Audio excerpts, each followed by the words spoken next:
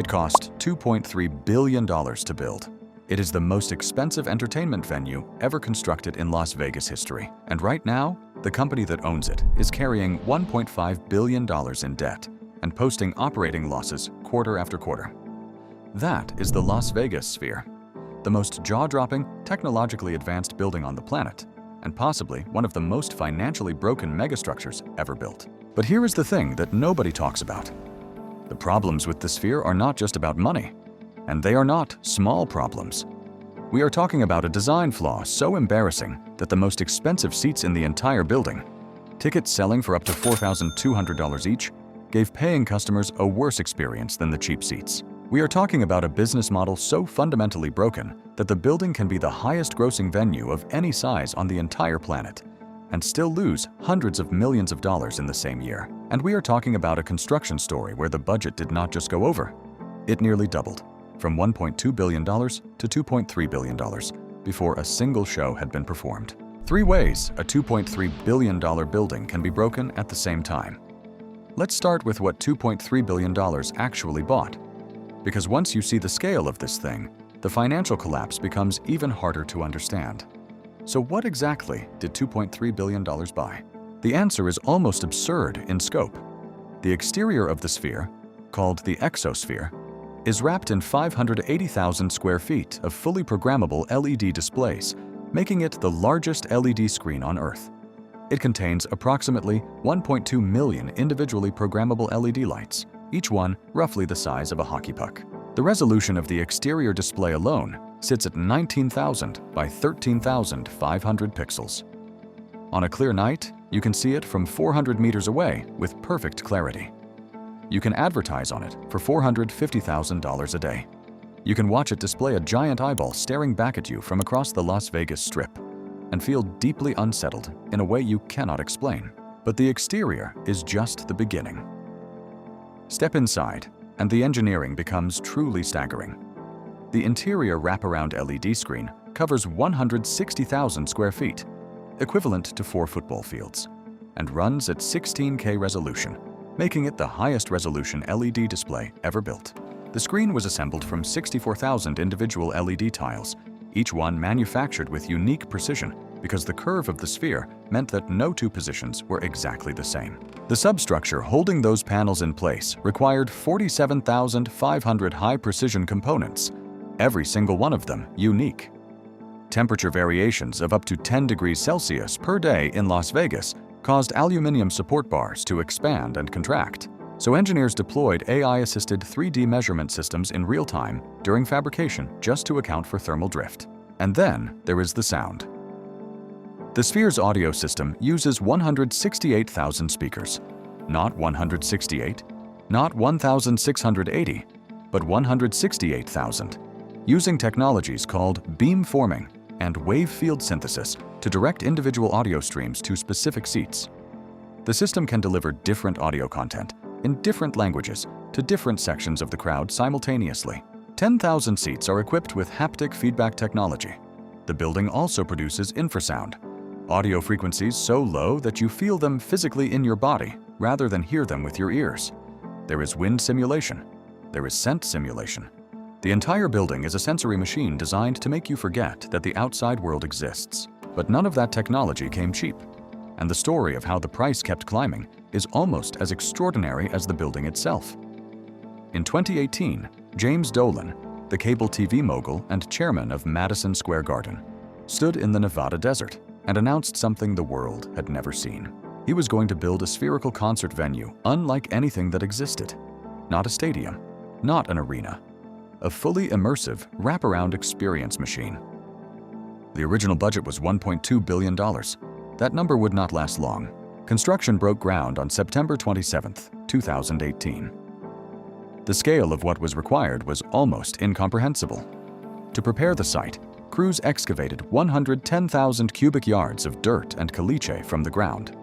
The steel skeleton alone eventually weighed 13,000 tons. And to lift the heaviest materials to the top of this 366-foot structure, engineers had to import the world's 4th largest crane, a Demag CC 8800 crawler crane from Zeebrugge, Belgium, shipped across the Atlantic Ocean and then transported across the United States on 120 separate tractor trailers. Just assembling that crane on site took 18 days, and that was before a single LED panel had been installed. Then the COVID-19 pandemic hit. Construction stopped. Costs climbed. The budget revised from $1.2 billion to $1.66 billion to $1.7 billion, and finally to $2.3 billion.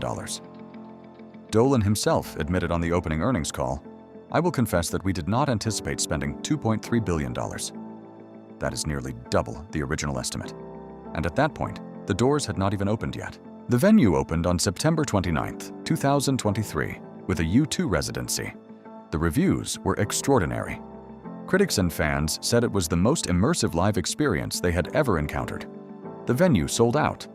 Tickets in premium sections were fetching between $2,600 and $4,200 on secondary markets. The world was watching. And then the first financial results came in. In its first full quarter of operation, the quarter ending December 31, 2023, the Sphere posted $167.8 million in revenue. That sounds impressive until you read the next line. The operating loss for that same quarter was $193.9 million. The building made $167 million and lost nearly $194 million in a single quarter. In the first quarter of 2025, the operating loss was $142.9 million. The company as a whole is carrying $1.5 billion in debt. Concert tickets that were impossible to find in the early months are now regularly available the night of the show. The price of the Sphere Experience film dropped from $119 to $99. The hype curve was already bending, but the financial losses are only part of the story. Because buried inside the Sphere's design is a structural problem that struck at the very first residency. The 100 and 200 sections, the most expensive seats in the house, the closest to the stage, the seats that were selling for thousands of dollars, have a sightline problem. The curvature of the Sphere and the placement of the stage means that people in those sections could see the performers, but they could not experience the full wraparound visual show the way the rest of the venue could. Affected ticket holders were contacted and offered partial refunds or the opportunity to move to different sections. In a venue that exists entirely to deliver an all-encompassing visual experience, selling the most expensive seats to people who miss part of that experience is not a minor inconvenience. It is a contradiction at the heart of what the building was built to do. And that points to the deepest problem of all, which was there from the very beginning. To perform at the Sphere, an artist cannot simply show up with their normal touring production. They have to build an entirely custom show designed specifically for this building.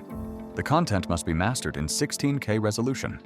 The audio must be engineered for 168,000 speakers. The entire experience must be conceived and produced from scratch. Darren Aronofsky's film, Postcard from Earth, involved delivering half a petabyte of data, 500,000 gigabytes. U2 spent enormous resources creating bespoke visual content that could only ever be shown in this one venue.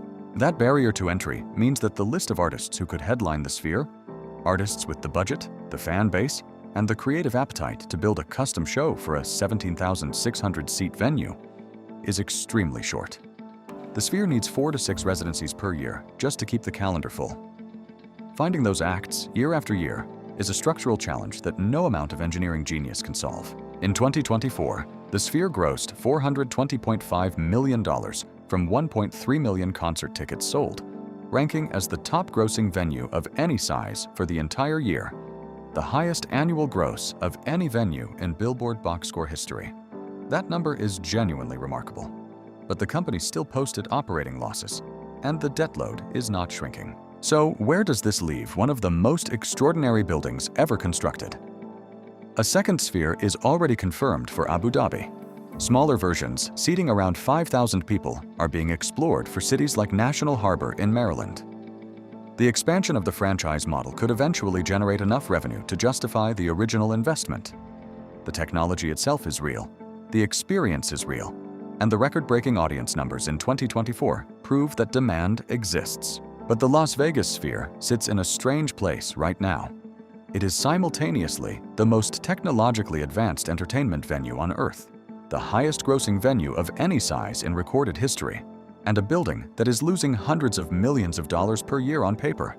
It broke records. It broke expectations. And in the most unexpected ways possible, it also broke the conventional rules of what a building is supposed to be able to do, both in terms of spectacle and in terms of economics. Whether it can fix the second part without losing the first is a question that $2.3 billion has not yet answered.